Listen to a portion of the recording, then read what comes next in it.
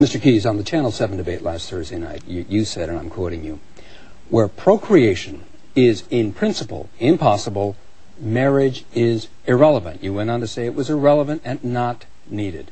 What about marriage between people who are well beyond their childbearing age? Irrelevant, not needed? No, it's simply a misunderstanding. The word in principle means relating to the definition of, not relating to particular circumstances. So if an apple has a worm in it, the worm is not part of the definition of the apple. It doesn't change what the apple is in principle.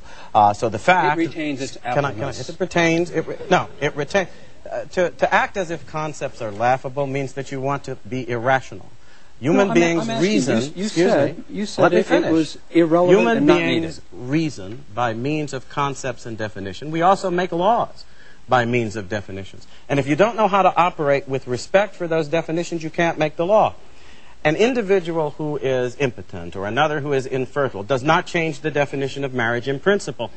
Because between a man and a woman, in principle, procreation is always possible. And it is that possibility which gave rise to the institution of marriage in the first place. As a matter of law, as a matter of law possible in principle. But when it is impossible, as between two males or two females, you're talking about something that's not just incidentally impossible, it's impossible in principle. And that means that if you say that that's a marriage, you are saying marriage can be understood in principle apart from procreation. You have changed its definition in such a way as, in fact, to destroy the necessity for the institution. Since the only reason it has existed in human societies and civilizations was to regulate, from a social point of view, the obligations and responsibilities attendant upon procreation. So when you start playing games in this way, you are actually acting as if the institution has no basis independent of your own arbitrary whim. And if you don't mind my saying so, that's what we just heard. We heard something that wasn't based on reasoning, it wasn't based on logic, it was based on kind of vague feelings and respect. It was based on your quote No, I don't mean last that. Thursday night. I'm not talking about me. I am talking about what Senator Obama just went through in terms of explaining his position. My position is based upon an effort, as conscientiously as I can, to reason through the challenge that we face when dealing with the most important fundamental institution of our social life and civilization. We can't afford, for instance, in civil unions. We've got to move on. But let me, hold on, Phil. I mean, because he suggested that my position is illogical. Now, this is somebody who just last week suggested that the fact that gays and lesbians adopted children would inevitably lead to incest. There's no logic involved in that. That's pure vicious attack against homosexuals. It applies no more to gays and lesbians who've adopted children than it does to heterosexual adopted children. And Mr. Keyes will then back off and say, well, you didn't quite catch the comma there and the qualifier here and the coda there.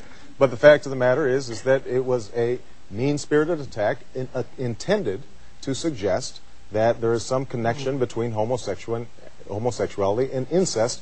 There was no logical basis for that. That was simply an assertion on his part. Please. Can I do that? Go right ahead. Because it's actually very simple.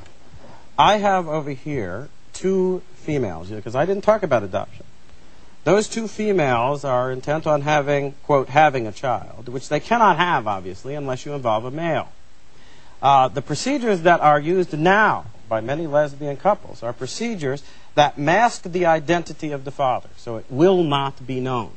Okay? So it will not and cannot be known who is the father of that child. Now, isn't that true in many adoptions? No, excuse me. I just said that a conscious, willful effort was made so that you could not know who was the biological father.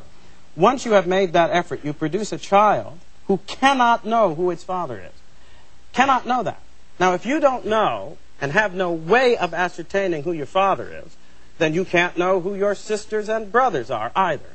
And if you can't know who your sisters and brothers are, there is no way you could avoid having sexual relations with them. And so logically speaking, excuse me, I know that that Senator Obama sometimes has a hard time getting from A to B, but from A to B is a simple, logical step, which I believe most people in the state of Illinois have the common sense to see. In order to make an informed judgment, you must have the knowledge needed to avoid the consequence. And in that particular case, the knowledge is not available. Quick response, it is Mr. quite Obama. logical. I mean, according to Mr. Keyes, then, that would be true of any adoptions where they often don't know who their parents are. It would be true anytime an infertile couple gets a sperm donor to help them have a child. I think your logic wasn't that complicated. It was just wrong.